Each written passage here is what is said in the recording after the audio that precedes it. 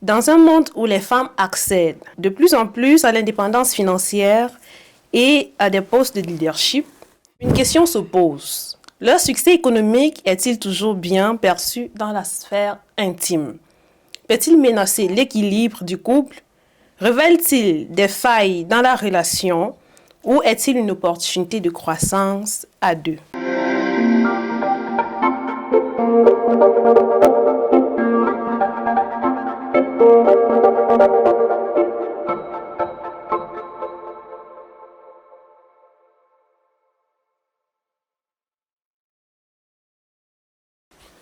C'est toujours un plaisir pour nous, mesdames et messieurs, de vous retrouver dans le cadre de notre émission Écho des cœurs. Aujourd'hui, dans cette émission, nous ouvrons un débat essentiel, la réussite financière des femmes, frein ou force pour l'amour, du couple ou de la famille. Et, mesdames et messieurs, nous allons débattre ce thème avec un monsieur qui a dit oui, qui s'est joint à nous ce matin pour qu'ensemble on débatte de ce sujet. Je veux lui laisser le choix de se présenter. Merci une fois de plus, Monsieur Mbouké, d'être là ce matin avec nous dans le cadre de notre émission. Bonjour Mirabel, merci de m'avoir invité à ton émission. Je vous en prie.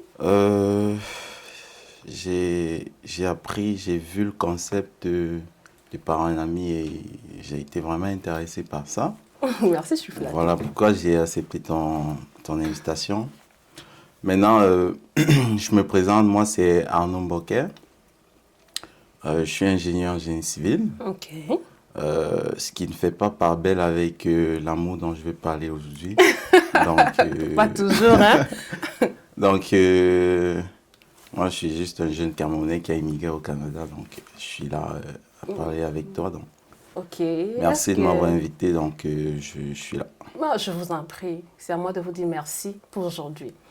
Est-ce que Arnold a retrouvé l'amour?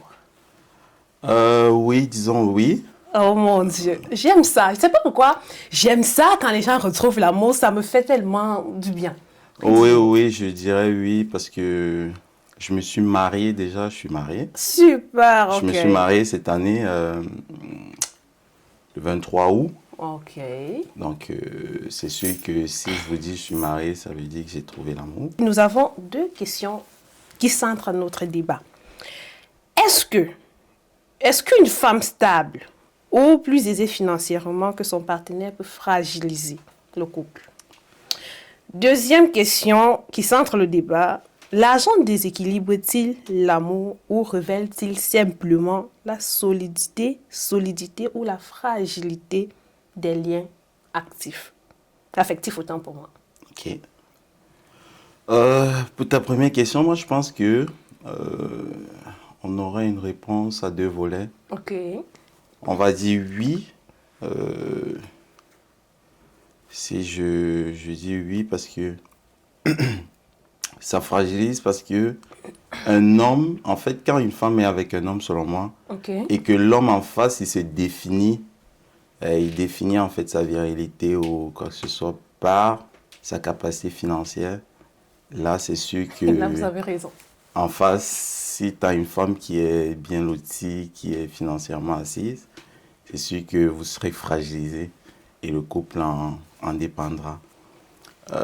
Maintenant, je dirais non parce que si dans le sens où le couple, je dirais l'homme et la femme, Okay. prennent cette capacité financière, je dirais, comme une complémentarité, dire que les finances arrivent juste pour combler en fait ce qui manque et qu'en avant on ait déjà de l'amour, en arrière qu'on ait déjà de l'amour, et là, que cet argent, cette finance arrive comme une complémentarité, ben, je pense que là, ça devient une évidence qu'il n'y aurait aucune fragilité dans ce sens-là. Mais généralement, le regard social nous laisse penser à autre chose. Parce que on a l'impression que plusieurs personnes se disent que la réussite financière c'est parfois en fait perçu comme une menace à la virilité ou à l'identité masculine. Oui, moi je pense oui, c'est vrai. Ça, c'est Même si au fond de vous, c'est pas ça, c'est le regard social. Oui, mais ça, c'est le regard social. C'est sûr que tout homme, naturellement, a cet ego dans lui qui qui fait en sorte que sûrement, il va comme prendre en compte ce qui est perçu à l'extérieur et peut-être le refléter dans son couple. Mais comme j'ai dit, et moi je pose dessus, c'est généralement un couple, c'est 2 personnes. Et 2 personnes, c'est quoi? C'est si j'accepte l'autre avec ce qu'il a, je dis que ce soit en amour, que ce soit financièrement. Le regard social ne devrait pas être en réalité un poids. Un poids qui va peser peut-être sur la virilité de celui qui se dit être, ok, je suis le masculin, je suis le pourvoyeur, parce que généralement on va dire, ok, l'homme c'est celui qui pourvoit, c'est lui qui ramène les finances. Et, le regard social dans ce moment-là ne pèsera pas en fait. Et puis là, l'homme va un peu se sentir, je peux dire ça, c'est pas abusé quand même, mais inutile, voyons. Exactement. Parce que lui, sa virilité, comme vous venez de dire, repose dans ses poches. Et puis si celle en face te dit, non, je n'ai pas besoin de ton argent, voyons, je suis plus prête que ça, on se retrouve avec deux capitaines dans le même bateau, c'est un peu ça. Hein? Ouais, c'est vrai, mais... Si la partenaire, en fait, ne sait pas faire la part des choses. Exactement, c'est exactement ça. Bon, je pense que ça, c'est un concept ou une thématique qui va beaucoup aider ceux qui sont en train de nous regarder aujourd'hui. Et je sais qu'il y a plusieurs questions qui sont en train de se poser. Et moi également, j'ai plusieurs questions à poser. Ne vous inquiétez pas. Aujourd'hui, nous avons un expert. il va nous donner... bon, déjà, vous le faites bien. Okay. Maintenant, j'ai une autre question. Est-ce qu'on peut aimer librement en comptant, en dépendant autant pour moi d'un ou de l'autre partenaire, c'est-à-dire en dépendant de façon financière de son partenaire? Est-ce que l'amour peut être vrai? Ouais, ben c'est compliqué. Dis-nous plus. Ben c'est compliqué dans le sens où, moi généralement je pense que l'amour c'est vraiment accepter l'autre. Je vais dire quoi? C'est accepter les différences, c'est l'acte, c'est le geste. C'est pas trop le mot pour moi parce que dépendre de l'autre, je dirais pas. On peut aimer et on ne regarde pas un certain nombre de choses.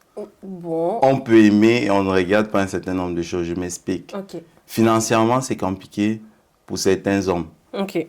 Je dirais géographiquement, en Afrique, d'où nous venons, c'est compliqué parce que y a la famille, on parle des traditions africaines et tout. Mais maintenant, quand on arrive dans ces pays étrangers, particulièrement le Canada où nous nous trouvons, là, ça devient moins compliqué parce que, en termes de culture, on se rend compte que on peut pas en fait dépendre, on peut pas en fait mettre des finances juste sur une personne. Le poids des finances, ça peut pas peser sur une personne. Et quand tu as une femme à côté qui comprend, ok, c'est moi qui peux, en fait, je peux peser sur l'homme, l'homme peut peser sur moi. Maintenant, si l'homme ne dépend totalement que de moi, là, ça devient un problème. Okay. Je dis que je peux avoir un homme qui se bat, mais en termes de salaire, l'homme n'a pas un gros salaire par rapport à la femme. Est-ce que là, on va parler de dépendance l'un vis-à-vis de l'autre? Non. Si on est au Canada, par exemple, comme je dis, en termes de salaire, une femme peut toucher qu'un homme, un homme peut toucher qu'une femme, mais ce n'est pas pour autant dire que l'un dépend de l'autre. Maintenant, on est dans un pays où tout le monde travaille. Okay. On est dans un pays où tout le monde se bat. Et la complémentarité, comme j'ai dit dès le départ, c'est quelque chose qui nous aide en fait à dire, ok, je ne dépends pas de l'autre, l'autre ne dépend pas de moi, on est juste complémentaires. Et c'est vrai, ça peut toucher quand j'ai peut-être en face de moi une femme, un homme, qui paraissent un peu. Okay. Qui est plus dans le... Ok, je vais faire, mais après, ne fais pas. Là, ça va toucher. Là, c'est sûr que ça va impacter parce que un homme qui n'est pas travailleur, dans notre contexte actuel, financièrement, c'est sûr que ça va impacter. On aura ce gros enjeu de, OK, t'es l'assise, tu fais rien, tu ramènes rien, c'est moi qui fais tout. Ben, on aura ce genre de mots en fait, parce que, ouais, parce que généralement on dit, comme on dit chez nous, c'est OK, la femme ça parle trop, ça parle direct avec le cœur et tout. Donc quand elle va se sentir un peu touchée, elle va dire OK, tu ne fais rien, tu ramènes des trucs, tu ramènes rien ici, moi c'est moi qui ramène tout. Donc là, c'est sûr que ça va impacter parce que l'un va dépendre de l'autre. Mais si en face on a deux personnes avec des attitudes correctes qui se battent, même si on a un écart de, je vais dire, de finances, là, ça n'impacte pas vraiment, selon moi. Ok. Et si je comprends bien ce que vous voulez dire, c'est plus mieux de parler complémentarité pourtant pour moi que de parler de dépendance. Exactement. Parce que là, on ne peut pas totalement dépendre de l'autre et puis l'amour perdure. C'est votre... C'est exactement ça, dans le contexte actuel où nous nous trouvons géographiquement. Parce que quand on délimite la zone du Canada, c'est compliqué. Hein. C'est vraiment... Il faut la complémentarité. Donc, M. Mboké nous dit aujourd'hui, c'est la complémentarité. Il n'y a pas de dépendance totale de partenaires. Impossible. Mais même si c'est quand même un peu perçu pour nous autres Africains, mais juste la chose, c'est que nous oublions qu'on a changé d'environnement, par exemple. Parce que y a un autre débat sur lequel j'ai envie de parler du 50-50 dans le couple, si ça fragilise ou ça révèle du vrai amour. Parce que quand tu vas dire ça à une femme, par exemple, ce que tu viens de dire, elle va te dire, ben, ça veut dire que tu ne veux plus porter le pantalon en tant qu'homme. Donc, moi, je me dis, ça dépend. Je me dis, ça va donc dépendre de la base de vous deux, des deux couples, comme vous avez dit tantôt, le couple, c'est deux personnes. Exactement. Donc, on va parler de complémentarité. Merci beaucoup, M. Mboké. L'argent révèle-t-il la vraie nature? La vraie nature étant pour moi de la mort. Tout part de la base, selon moi. Ok. Ouais, c'est... Si j'ai fondé mon amour sur une base d'argent, c'est sûr que j'aurais jamais ce sentiment, ben, je vais dire, quelqu'un qui dévoile le sentiment si j'ai fondé un amour sur des finances. Maintenant, je vais prendre juste un exemple. Je ne sais pas si vous avez vu, il y a un film, Un prince à New York. Un prince à New York, c'est un acteur américain qui était prince. Il cherchait de l'amour, en fait, le vrai amour. Et avec beaucoup d'argent, il s'est dit, OK, moi, si je mets en avant mon argent, j'aurai pas vraiment le côté que je cherche chez une femme. Et là, il s'est rendu petit et il s'est jeté dans une ville assez pauvre, Brooklyn. Et là, il a commencé à fouiller. Et ça s'est avéré payant parce que, au final, il a trouvé ce qu'il cherchait en amour. Et en avant, il n'y en avait pas de finances. Et au final, quand la fille s'est rendue compte que il était prince avec beaucoup d'argent, là, elle a juste trouvé en fait la situation. Mais déjà, elle avait révélé c'était quoi son sentiment vis-à-vis de celui qui était en face. Donc, c'était le mec pauvre qu'elle aimait. C'était la personne bien qu'elle aimait. Donc, au final, les finances l'ont juste trouvé. Ça veut dire que si je vais avec le caractère vers une femme, le caractère d'homme riche, d'homme bien, là, j'aurais pas vraiment ce que je cherche. Donc, j'aurais pas cette facette de la personne en face que je veux avoir. Donc, tout part de la base. Bon, ok. Aujourd'hui, on parle de complémentarité et de base. Ouais.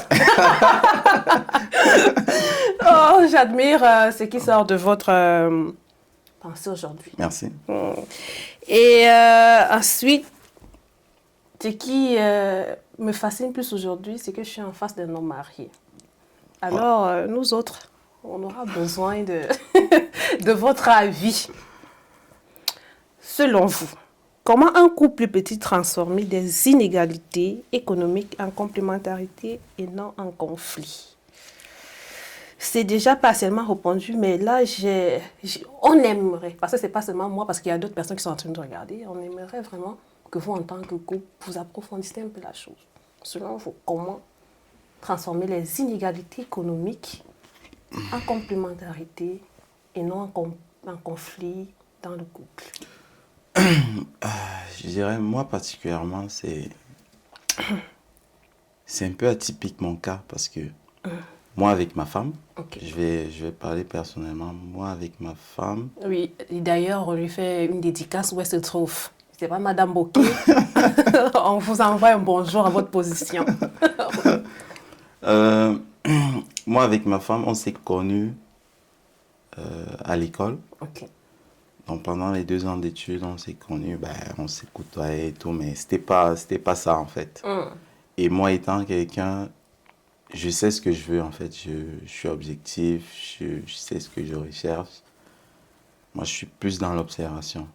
L'observation, ça veut dire comment elle se comporte. C'est vrai que dans un cadre scolaire, tu n'auras pas vraiment ce que tu veux. Donc j'essayais en fait derrière le cadre scolaire d'avoir certaines attitudes qui peuvent correspondre à ce que je cherche. Maintenant, après les 2 ans, je crois que on s'est côtoyé à l'extérieur et il y avait vraiment des cases qu'elle cochait. C'était ça, c'était pas ça, mais généralement, moi, c'est ok, tu coches cette case, tu coches pas celle-ci, mais je regarde la case que tu ne coches pas. Est-ce que je peux l'améliorer ou je ne peux pas l'améliorer? Maintenant, je vais revenir au côté financier. Après les études, c'est sûr que on s'est retrouvés dans le même bureau. Oh, wow. J'étais là, elle était là. Donc, tu vas voir que financièrement, et on avait le même grade. Mais on a le même grade parce que même actuellement, on travaille ensemble. C'est chic ça. Ouais, c'est ça, c'est financièrement, c'est sûr que c'est au même niveau. C'est vrai que moi, étant atypique, comme j'ai dit dès le départ, moi, je suis ingénieur génie civil. Donc, actuellement, je fais informatique pour avoir des critères de choix. Donc, je me suis retrouvé en informatique. En informatique, je suis avec elle. Je ne suis pas encore dans le génie civil. Mais une fois que je retourne dans le génie civil, c'est sûr que financièrement, je grimpe. Mais actuellement, je suis informatique avec elle. Donc, financièrement, en termes de salaire, on est pareil. Donc, dans ce sens-là, personnellement, je ne pense pas que l'autre va empiéter sur l'autre en termes financiers ou l'autre va voir. Mais maintenant, je dirais, ça c'est personnellement, c'est sûr que ça ne résume pas vraiment la situation.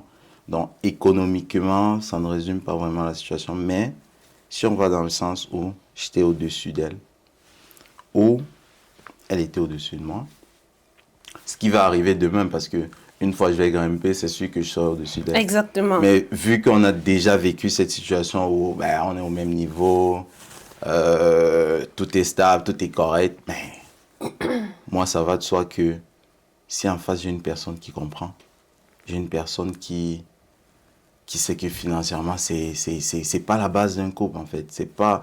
L'économie, c'est pas la base d'un couple. Comme j'ai dit, c'est juste une complémentarité. On est là. Ça revient. Tout le temps, ça revient. Donc, on est juste là. On essaye de vivre l'amour. On essaye de vivre notre histoire. Et tout ce qui vient à côté, ce sont des ajouts, ce sont des choses qui nous accompagnent. Merci encore. Aujourd'hui, M. Bokeh nous parle de base dans une relation, de complémentarité, et ensuite il vient d'ajouter autre chose, la compréhension. C'est ça. Et moi, j'ajoute quelque chose, la communication. Exact. Voilà. Alors, je pense qu'avec ça, mes très chers abonnés, ils auront beaucoup à manger ce soir. Parce que là, c'est un homme qui vit la situation qui nous parle. Ouais. Donc, il sait de quoi il parle. Ok, on va chuter un autre point d'interrogation qui nous dérange depuis un certain temps. Et puis, vous allez essayer ensemble avec nous, essayer de nous éclairer dans ce sens. Ça parle toujours de couple. Ouais. Je ne sais pas pourquoi, mais mon choix d'inviter, ça tombe tellement bien. Et ça cadre toujours avec les thématiques Tu penses que c'est un don? Ouais, c'est un don, je pense. Ah, merci. Avoir une belle présentatrice, pareil, c'est sûr que ça a aussi de Ok. belles choses. Merci encore. Là, comment la stabilité financière d'une femme peut-elle être un levier de succès familial sans empiéter sur son rôle de partenaire, de mère ou de femme? Une femme avec plus d'argent, ça fait grandir une maison. Ok. Une femme avec plus d'argent et qui comprend, qui sait repartir, parce que comme on dit, la femme c'est l'oxygène de la maison, c'est elle qui pousse. On peut avoir des couples où l'homme ne fait rien en fait, il n'est pas entrepreneur, il n'entreprend pas, il est tout le temps laxiste, mais il travaille. Ouais. Il travaille dans l'ombre, mais c'est la femme qui propulse. Là, je l'ai vécu par exemple avec mes parents. Ok. Ouais, c'est quelque chose que j'ai vécu parce que ma mère, c'est elle qui pousse et papa, il est derrière, il regarde, il accompagne. Mais c'est pas dire que c'est la meilleure des choses, mais c'est sûr que quand on a une femme qui pousse, qui financièrement est bien, ça fait grandir, ça fait vraiment grandir, ça repartit tout, ça, c'est sûr que ça fait grandir. Il n'y a pas autre chose, mais au cas contraire, c'est très problématique. Parce que si c'est l'homme qui pousse la femme derrière, si, avec le bavardage, avec tout ce qui va avec, c'est sûr que Ça devient un problème. ça devient un problème, un gros problème. Donc, humblement, je pense une femme est un gros levier si elle comprend, si elle communique, si financièrement elle est assise, si elle organise, parce que c'est elle qui organise, si elle organise et qu'en plus, l'homme est derrière, il est en garde-fou. Donc, pour la question, c'est sûr que moi, je suis plus dans l'affirmatif. Une femme qui est financièrement garnie est considérée normalement comme une bénédiction pour son couple. C'est le mot qu'il fallait attribuer. Ouais. Si et seulement si celle-ci joue son rôle de femme. Exact. Parce qu'en tant que femme, je vais donner ma petite opinion de Ok. femme. Une femme financièrement aisée, qui n'est pas compréhensible, se trouve souvent en train de jouer le rôle de l'homme. Et c'est ça, selon moi, qui détruit ou Ouais, qui justement. met en miettes le couple. Justement, Parce qu'aucun homme ne s'asseyerait et acceptera que sa femme soit l'homme de la maison, par exemple. Monsieur Bokeh, dites-nous, quelle stratégie? Mais la question va quand même dans le sens de la première. Le regard de la société ou des familles, notamment culturelles ou traditionnelles, influence-t-il la perception de la réussite féminine au sein du couple? J'aimerais ça que tu prennes un peu dans le cadre de notre culture africaine.